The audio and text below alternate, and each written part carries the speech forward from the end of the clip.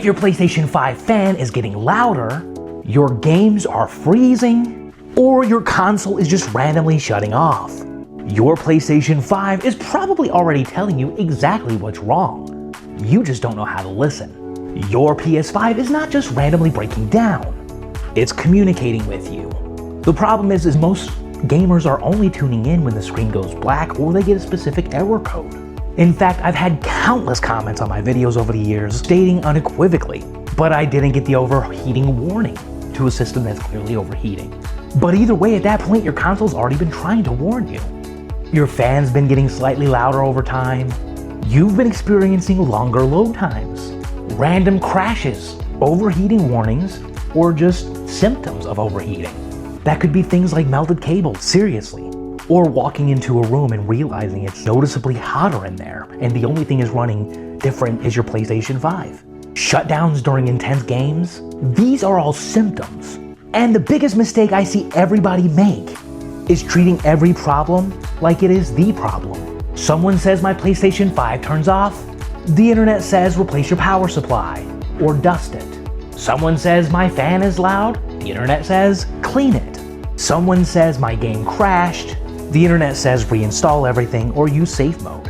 And look, when you're giving tips on how these systems can operate, a lot of times that's just what the content ends up looking like. But here's the problem. Those fixes might work, or they might be a complete waste of time and money. Because the first step in any repair isn't fixing your PlayStation 5. The first step is figuring out what your PlayStation 5 is actually already telling you.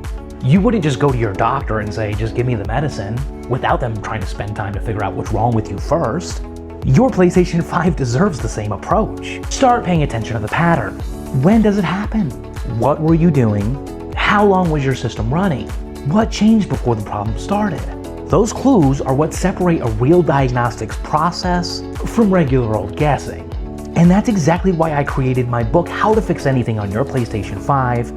It's a $9.99 ebook on my website that helps you diagnose your PlayStation 5, step by step, so that you can understand what's actually happening before spending any money guessing at what the problem is.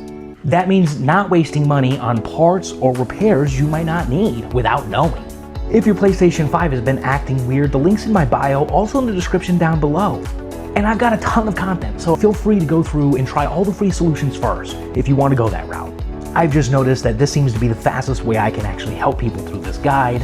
And listen, comment down below what your biggest PlayStation 5 symptom is. Is it shutting down? Is it overheating? Do you have a loud fan? Or is it just a power issue? At Techiamo Labs, we're trying to map the biggest issues that are plaguing gamers with the PlayStation 5 everywhere. I'm David G, and I'll catch you guys on the next one.